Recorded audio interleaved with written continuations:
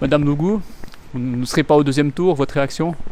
Non, effectivement pas au deuxième tour, mais très fière du parcours, très fière aussi du nombre, parce que finalement ça fait environ 3000 voix. Pour quelqu'un qui sort finalement de nulle part, disons étant inconnu il y a 6 semaines en arrière, je pense que c'est vraiment un très bon score. D'autant plus que dans cette élection-là, on ne pouvait choisir qu'une personne, donc faire qu'une seule voix. Et c'est une preuve de confiance finalement que m'ont accordé presque 3000 personnes. Donc c'est vraiment, ouais, je crois que le pari est réussi. D'autant plus que le résultat de la ville de Fribourg n'est pas encore tombé. Mais justement sur ces voix, vous prenez finalement peut-être des voix à Sylvie Bonvin-Sansonance. Est-ce que vous avez agi contre la cause des femmes? Absolument pas.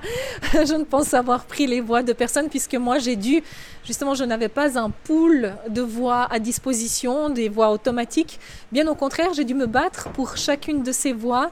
Et étant donné que je suis justement un petit peu moins connue, eh bien c'est tout des preuves de confiance, c'est des voix gagnées à part entière. Et j'espère qu'il y a aussi dans ces voix un certain nombre de personnes qui n'ont jamais voté, qui ne sont jamais déplacées pour des élections. Donc non, je ne pense pas avoir gêné qui que ce soit. Est-ce que vous allez continuer la politique? Ben oui, je crois qu'on peut dire que oui. Sous quelle forme, là est la question. C'est encourageant, c'est un résultat absolument encourageant. C'est comme j'ai dit aussi, une preuve de confiance. Ça démontre aussi une certaine nécessité finalement de représenter ces voix qui ne sont pas partisanes, qui votent à l'objet. Et là, j'ai encore du travail à faire puisque indépendamment du nombre de voix, aujourd'hui, on constate quand même encore et toujours qu'il y a plus de 50% de gens qui n'ont pas voté. Et mon travail consistera à convaincre ces gens-là. On ne vous retrouvera donc pas dans un parti? Ce serait me trahir quand même et trahir cette confiance qu'on m'a accordée. Oui, je suis un trait d'union entre les partis.